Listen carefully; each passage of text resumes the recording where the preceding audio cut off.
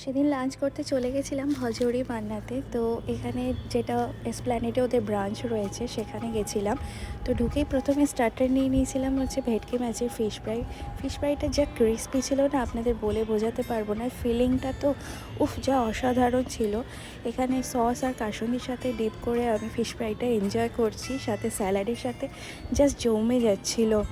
আর খুবই ক্রিস্পি ছিল, আর খেতে খুবই মজা লাগছিলো স্যালাডের সাথে।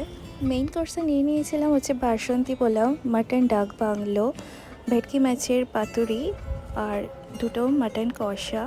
আর নিয়ে নিয়েছিলাম হচ্ছে ওদের ফেমাস ছানার ডালনা।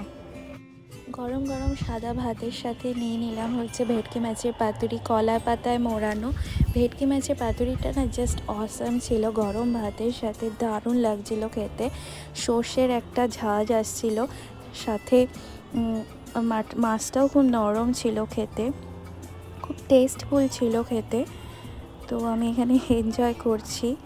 এখন পরে ভয়েস রেকর্ড দিতে দিতে আমার তো জিভে জল চলে এলো। নেক্সট আমি ট্রাই করলাম হচ্ছে বাসন্তী পোলাও। এদের ফেমাস রেসিপি হচ্ছে ছানার ডালনা।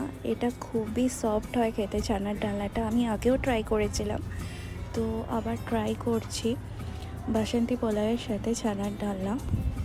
অ্যাজ ইউজুয়াল যেমন বলছিলাম, পনিরটা খুবই সফট ছিল। পনির অথবা ছানার ডালনা যাই বলুন, খুবই সফট ছিল। বাসন্তী পোলাওয়ের সাথে খেতে দারুণ লাগছিল। নেক্সট আইটেম ছিল হচ্ছে মাটন কষা বাসন্তী পোলাওয়ের সাথেই। তো বাসন্তী পোলাও নিয়ে নিচ্ছি, আর নিয়ে নিচ্ছি হচ্ছে মাটন কষা।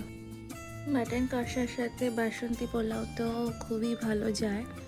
তো এই মাটন কষাটা যে খুব ভালো সেটা বলবো না, অ্যাভারেজ ছিল, বাট গরম গরম বাসন্তী পোলাওয়ের সাথে ভালোই লাগছিল।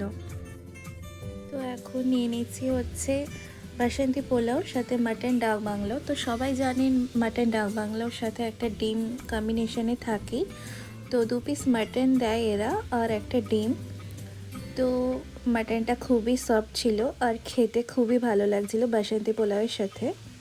লাস্ট পাতে ছিল হচ্ছে ঠান্ডা ঠান্ডা লস্যি, জাস্ট প্রাণটা জুড়িয়ে গিয়েছিল। তো আজ এই পর্যন্তই, বাই।